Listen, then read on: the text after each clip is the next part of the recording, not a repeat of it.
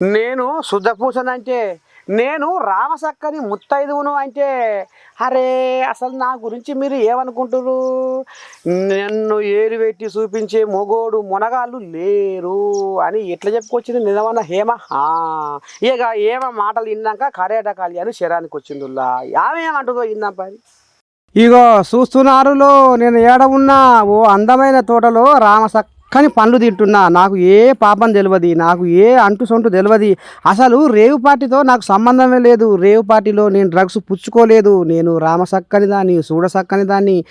నాకు ఏ వంక పెట్టరు కూడా. అంటే నేను అంత ముఖ్యమైన దాన్ని, స్వచ్ఛమైన దాన్ని, అచ్చమైన దాన్ని అని ఇక మరి ఏమ చెప్పుకునే కదా. ఇక దానికి ఇక ఈమె ఇక కరాట కళ్యాణాక శరానికి వచ్చి ఇక ఏ రకంగా అంటుందంటే నీ దండ పెడితే ఒక్కసారి మరి ఈమె కూడా పలుకులు ఎట్లా ఉన్నాయి ఏంది ఏం కథ ఇందాం పారి.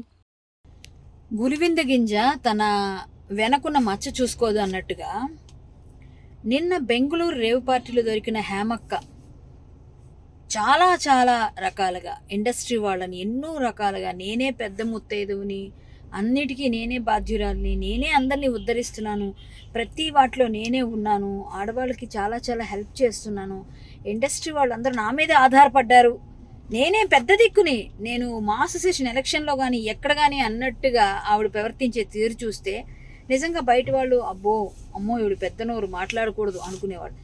ఎవరిని వదలకుండా పిచ్చి పిచ్చిగా అందరినీ ఏదో విధంగా గొడవలు చేస్తున్న ఆమె చేసినవన్నీ మనం చూసాం.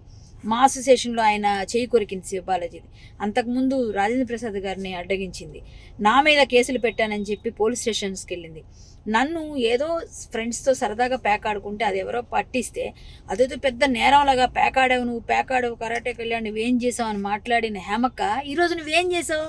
ఒక రేవ్ పార్టీలో డ్రగ్స్తో పాటు దొరికావు. నువ్వు ఈ శాంపిల్స్ వచ్చిన తర్వాత బెంగళూరు పోలీసులు నీకు ఖచ్చితంగా నీకేంటన్నది పనిష్మెంట్ ఇస్తారు. ఇక్కడైతే ఎలాగూ ఇంకా చాలా పనిష్మెంట్స్ తీసుకోవడానికి సిద్ధంగా ఉండు. ఎందుకంటే ఒక మనిషికి ఒక మాట అనే ముందు కర్మ రిటర్న్స్ అంటారు. ఎప్పుడైనా మనం చేసిందే మనకు తిరిగి వస్తుందని. కాబట్టి ఇక ముందైనా జాగ్రత్తగా నడుచుకో.